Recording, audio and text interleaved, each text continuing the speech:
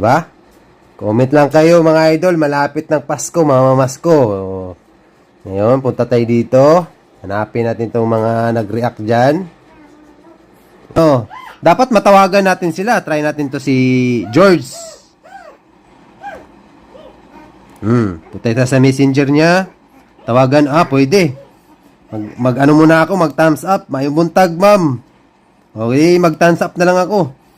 Sana mabasa niya agad. Nag-delivered na, di ba? Ngayon, bilang tayo 1 to 10. 1, 2, 3, 4, 5, 6, 7, 8, 9, 10. Bigyan natin ng chance. Tawagan natin, mga idol. Sana sumagot si idol.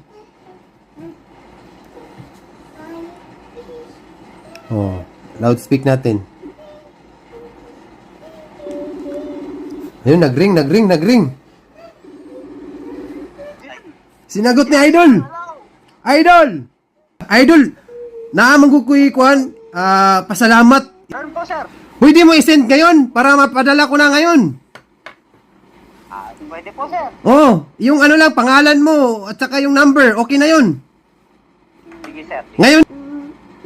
Sige, text ko na lang, sir.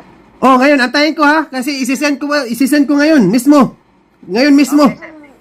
Sige. Ano yun? Pang Christmas. Pangbigas lang, pangbigas.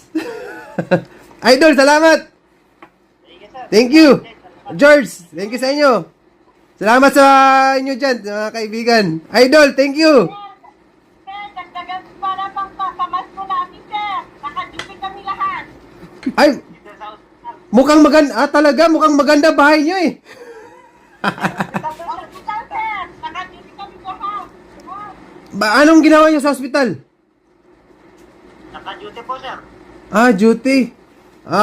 Thank you, George. Salamat ng marami. Ma'am, thank you, sir. Salamat, nasa likod. Thank you, George. Salamat.